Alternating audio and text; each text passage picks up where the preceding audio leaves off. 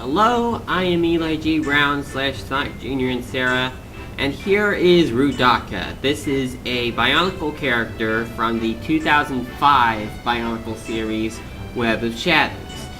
Now, Roodaka I have not done a video on, because at the time that these particular series of figures were released, YouTube was just beginning in process.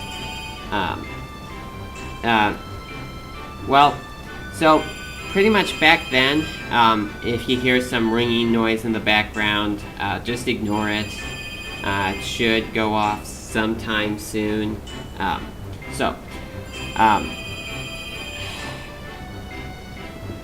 Couldn't it have waited until after I was done with this video? Okay, let's set this out. Okay, well, of course, YouTube was just starting in 2005, so it probably took some time for people to know that it was existing. So pretty much it was a long time ago. So basically, this is not a build and review set, because this is an 8-year-old Bionicle figure. It's been about 8 years since this figure was released. Anyway, what is quite interesting about this character is that, well, it's a female character, and you probably would never have first guessed when you saw the image for this character that this was in fact female. I didn't know that from the beginning either, that this was a female character. So, Roodaka, as many of you fellow Bionicle fans may remember, was the main antagonist of the 2005 Bionicle series. She was the evil, well, I can't say queen, because she actually was technically not queen yet at the beginning of the third movie, but she was getting ready to become the queen, such. But basically, even though she was not queen yet, she started being the queen of the Visorak. She led the Visorak horde, well, tried to, though they did of course do whatever she told them. Now, the functions for this character would include this spinning weapon thing. You just turn the knob and it turns from side to side there. With the other function right here would be this Roodaka spinner. Now, this is quite unusual because you just pull on this thing and it spins. Usually it would fly off, but it didn't this time, probably because I didn't pull on it as hard as I usually would, and Roodaka features actually very little new pieces at all besides recolored ones. I mean, she has Roxy heads on her chest. We've not had these pieces in this color before, and she has a Vaki head, along with a moving mouth. I'm gonna move it towards here, so you could open up her mouth, kind of maybe to make some sort of stop motion thing with her speaking. And I think this white part right here, it originally was a piece that glowed in the dark, but this one right here is actually not a glowing one. I don't know what happened to the original one, so I just used a plain old white one.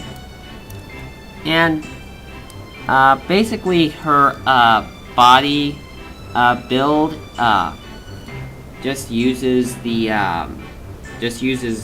basic type of pieces, like building her legs in different sort of ways. as they do, like making new designs using already existing pieces, and she has a lot of detail on their back, as you can tell from right here. A number of you probably assume that Roodaka died at the end of the third movie. Well, actually, she did not. I thought that she had died too, but some online sources say that she actually was just saved.